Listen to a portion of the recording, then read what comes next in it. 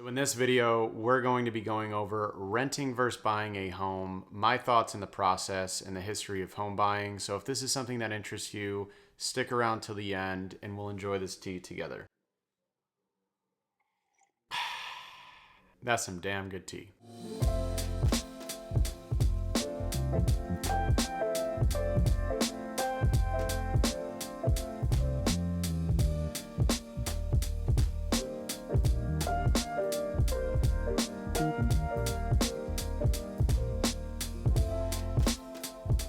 We scroll and search for things we can't avoid, get caught up in the wants and needs, and obsess about objects and materials. And then we do things like buy a house. Home mortgages became popular in the early 1860s across the U.S. after the National Banks Act was passed. This gave individuals and families access to bank-lended money that would aid in the purchase of a home. For about 30 years, this lending grew more and more popular as banks began to profit off of the debt. Mortgages back then were not like they are today.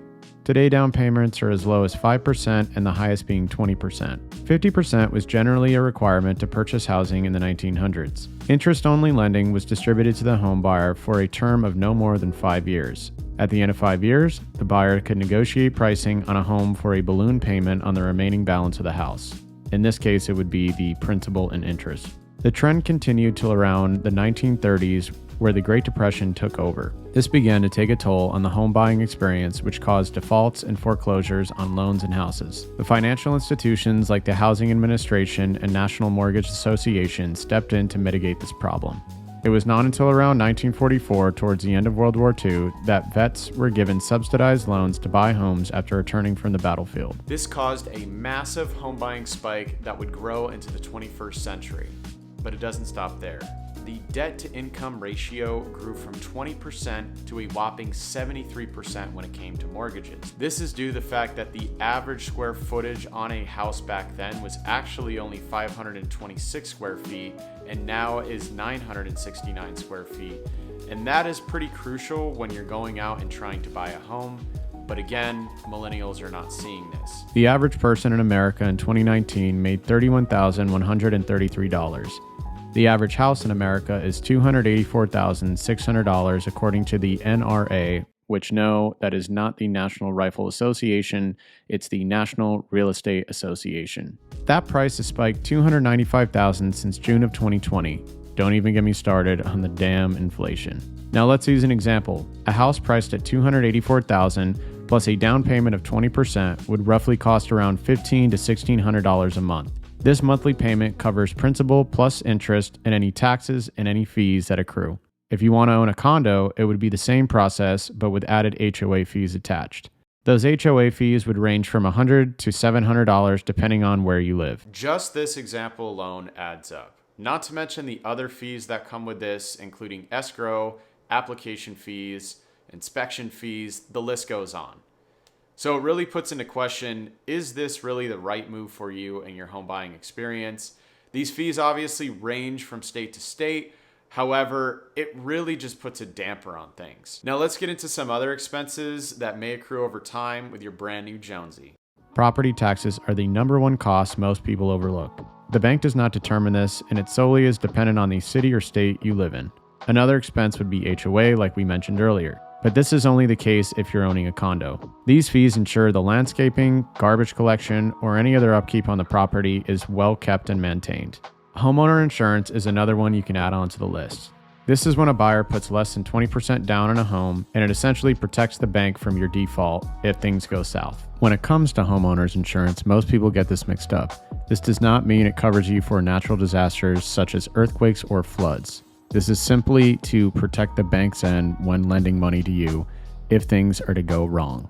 But that is a fee that is associated with the final purchase of a home. Closing costs are another costly cost. That was a lot of C's.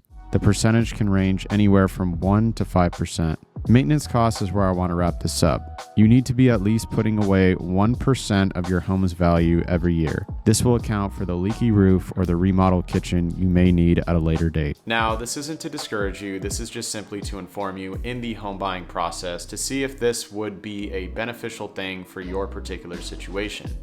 Now, let's get into some things about renting. Again, it's a selfish decision to have a home. Most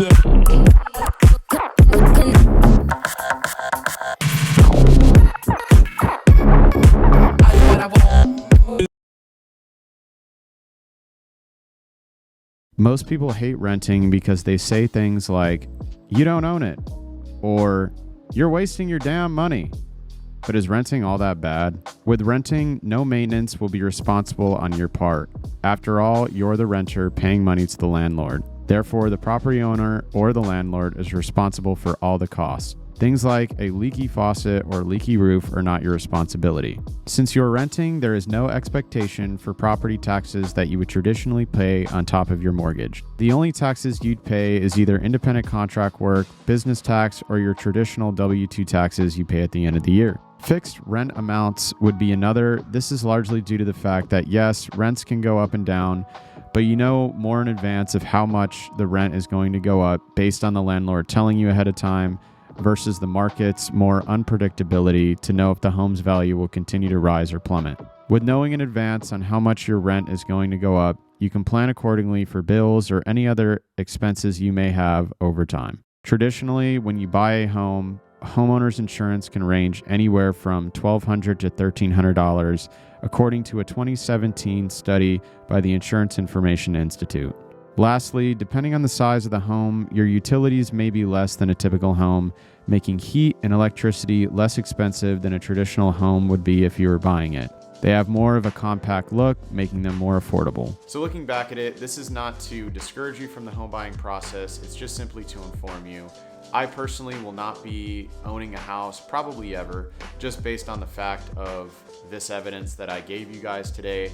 I hope you take something away from this, and hopefully it will be a strategy, whether you buy a home or you continue renting in your situation. But that is it for today, guys. If you enjoyed the video, please feel free to drop a comment, and I will see you guys on the next video. Peace out.